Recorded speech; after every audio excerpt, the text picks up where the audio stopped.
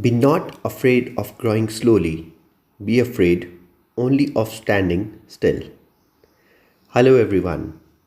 I, Abhishek Shukla, once again welcome you all in today's e-learning session.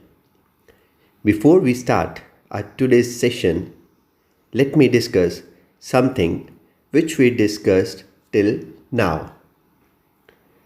Till now, we have discussed about the communication skills, the communication methods, and different aspects of communication and what are the different perspectives of communication. Now, what we are going to discuss by today is really very important in terms of communication, and the topic which we are going to discuss by today is the barriers to the communication. Like now, these are the topics which we discussed in last session. You can see the topics on your screen. We discussed in our last session about means of oral communication, where we discussed about different means and different methods which we use to communicate orally.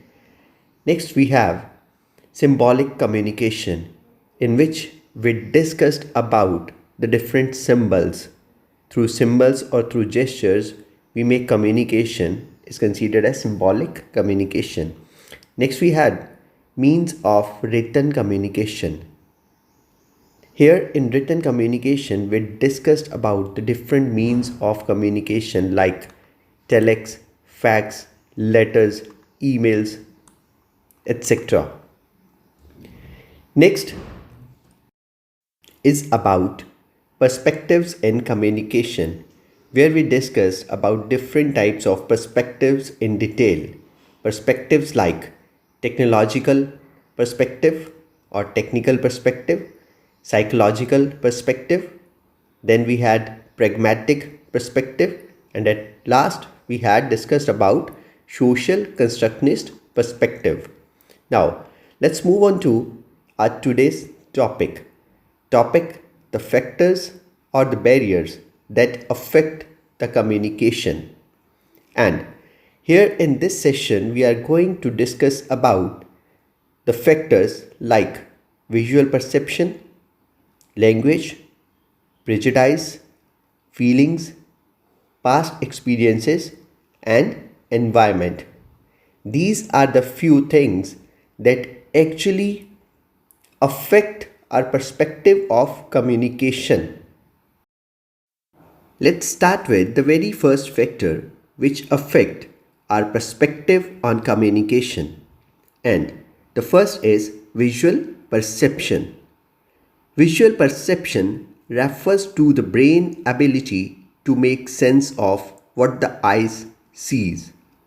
This is not the same as visual acuity, which refers to how clearly a person sees.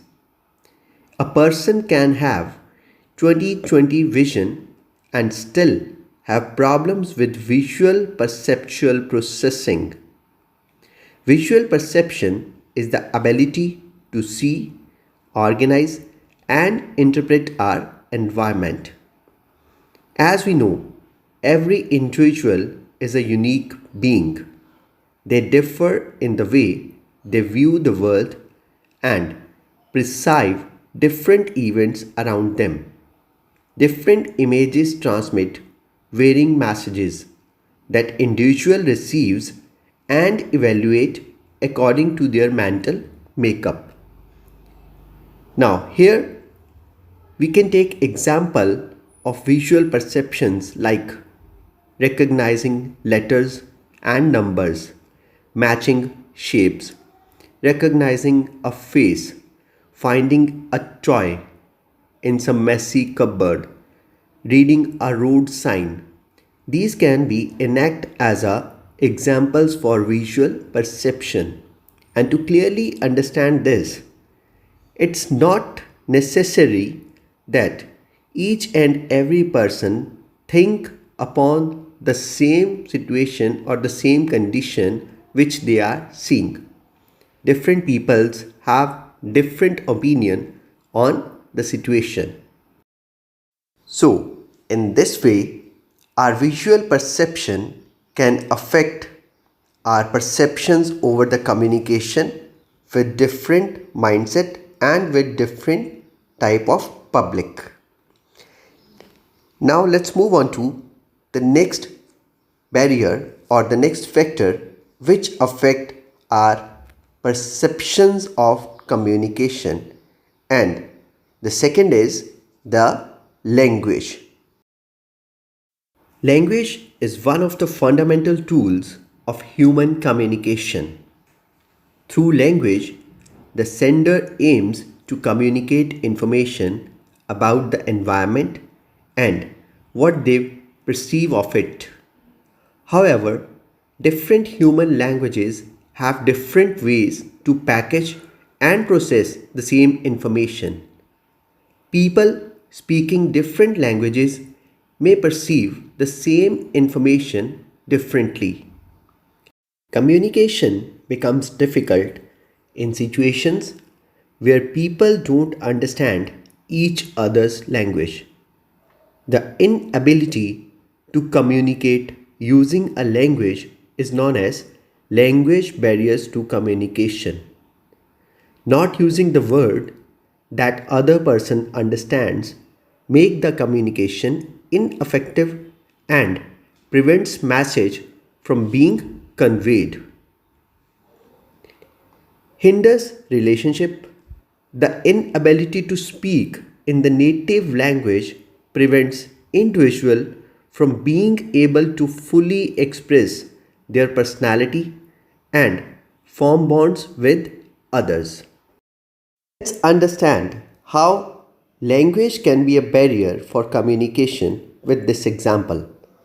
Examples of language barriers that prevent individuals from effective communication include dialects. While two people may technically speak the same language, dialectical differences can make communication between them difficult. Examples of dialectical language barriers exist worldwide, like China. Chinese has a variety of dialects that are commonly spoken, including Cantonese and Mandarin. Move on to our next factor which affect perspective of communication is prejudice. Prejudice refers to the attitude and feelings, whether positive or negative, and whether conscious or non conscious, that people have about members of other groups. Our prejudice have a profound effect on the way we communicate with each other and interpret the messages we receive from them.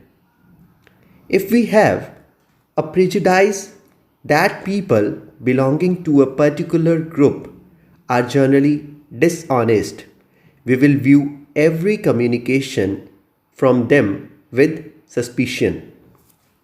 The success of communication between us and these people will be slim. Prejudice is an unjustified attitude or opinion, usually a negative one, directed toward an individual for something the individual cannot control.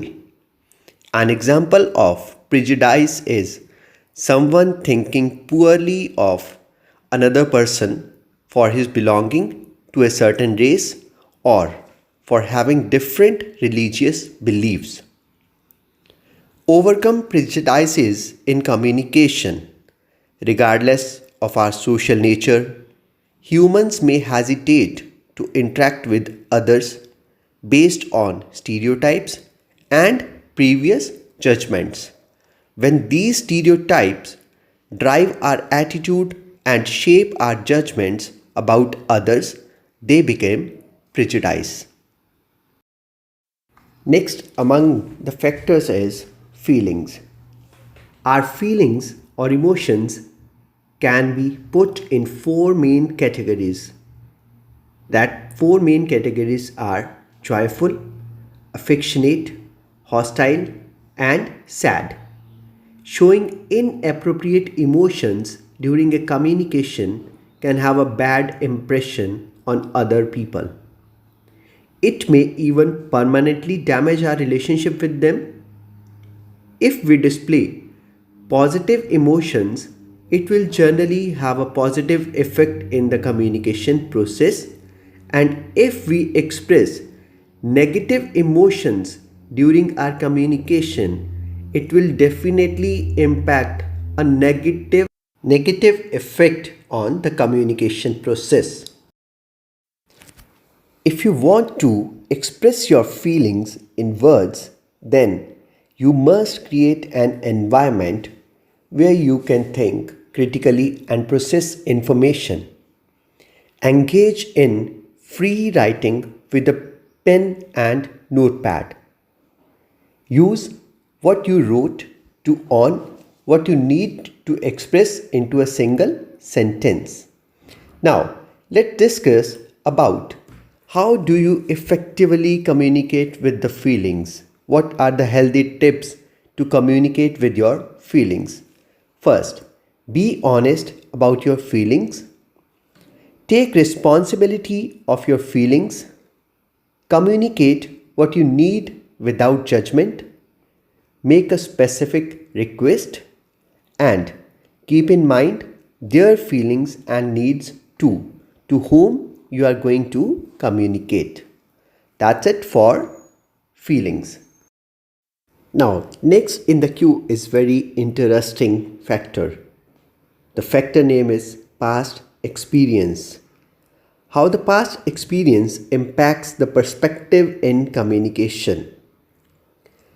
Answer is they do impact the perspective in communication because we enter a situation with an expectations and an anticipation, which is because of our past experience.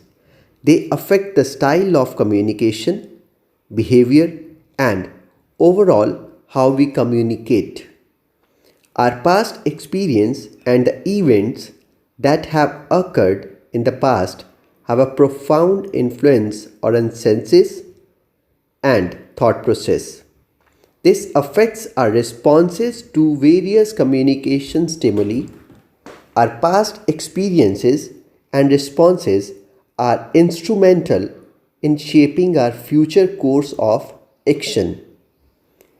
Next is a past experience of the person's plays a big role in shaping their perception of communication.